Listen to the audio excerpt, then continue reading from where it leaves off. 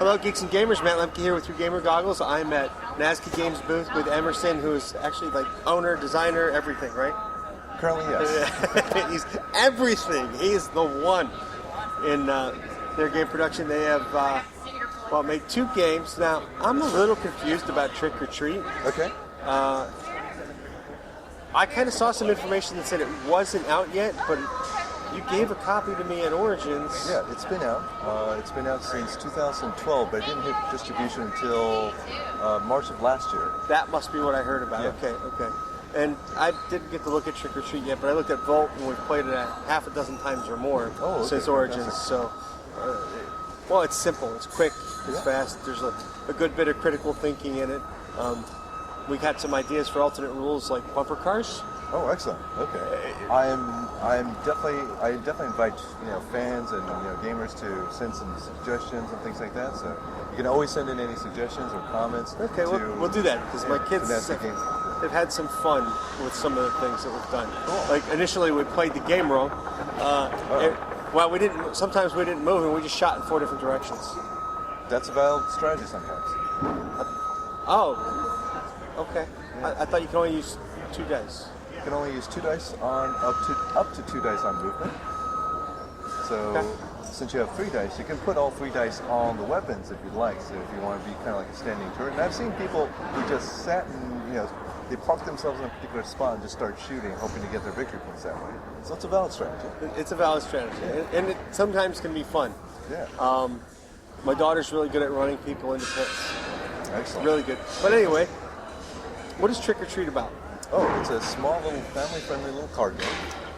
It involves, the story for it is that kids are coming home, they're bringing their big piles of candy back from their trick-or-treating journey, but the parents would like for the kids to just divide them out evenly, and also donate a basket or 2 to charity or whatever.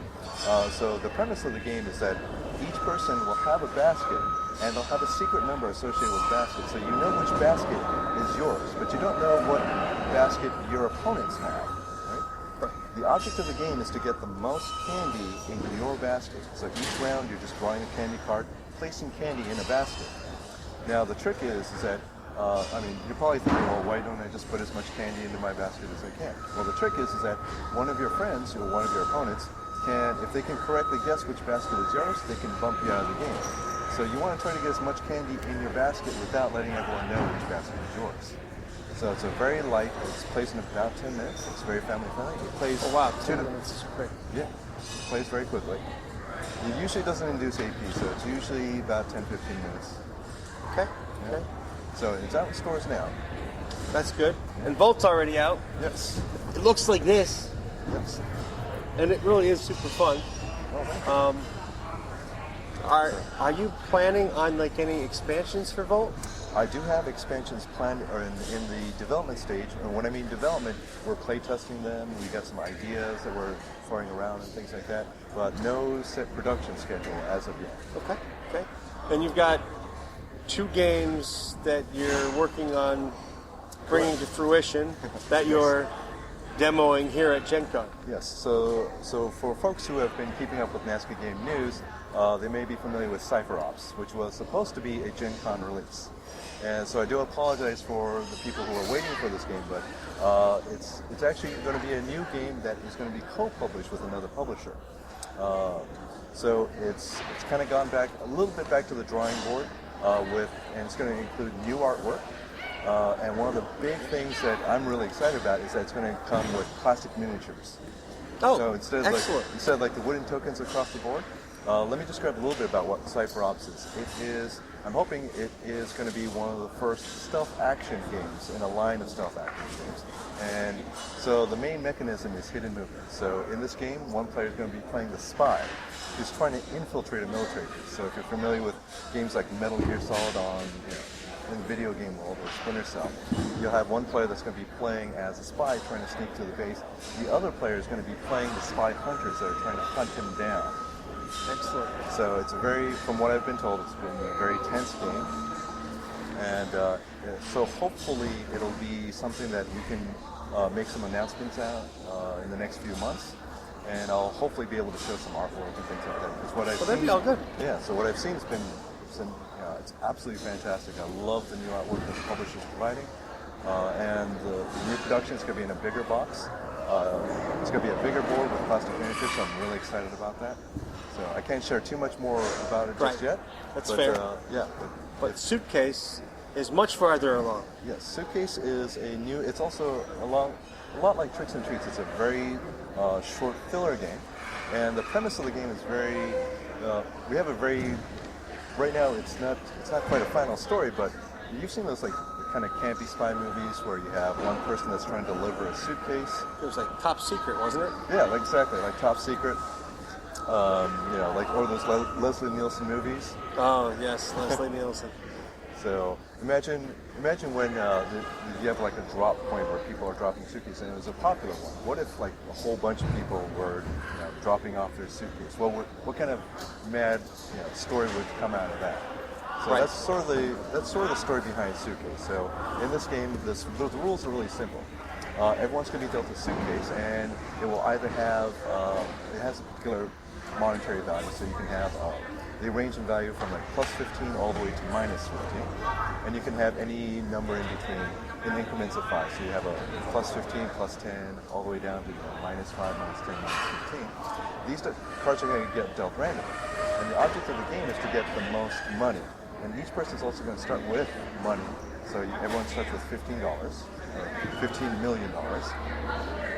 And on your turn, you can do one of two things. You can either pass, or you can make someone an offer to swap suitcases with them. Ah. So let's say that I had a minus 10, but I suspect that you might have a plus 15 suitcase. In which case, I may say, I'm going to offer you $5 to swap suitcases. Now, you don't know what I have. I might not know what you have, but we may have hunches. And then once I make you an offer, you then have two choices. You can either accept the offer, so you'll take my $5 and swap suitcases, or you can reject the offer. And if you reject the offer, you have to pay me what I offered you. And then we don't swap suitcases. Interesting. So, yep, that's pretty much the rules of the game. You play, it just goes around 3 times, and then whoever has the most money at the end of that. So you combine the value of your suitcase with however much money you have left, whoever has the most wins. Simple. Yeah, very simple game. It's a filler game, takes about 10-15 minutes or so. And one nice thing is that it can play up to 8 or 9 people. Oh wow, so it's a party game. It is more like a party game, yeah. Excellent. So it's something that's we're currently looking in the manufacturing cycle at the moment. So hopefully it's something that's going to come out before the end of the year. And what booth number is this? Just in case? This is booth number 2836. 2836. Here at Gen Con 2014. Yeah, that's it, in case I get this up tonight. What else do you want to talk about? Let's see. We do have some pins. We also have giveaways. So if anyone's out there that's watching that is going to be at Gen Con, we're going to have a drawing. So if you come, if you demo either Tricks and Treats or Vault, you'll get to enter into a raffle. And we'll draw a name each day at Gen Con.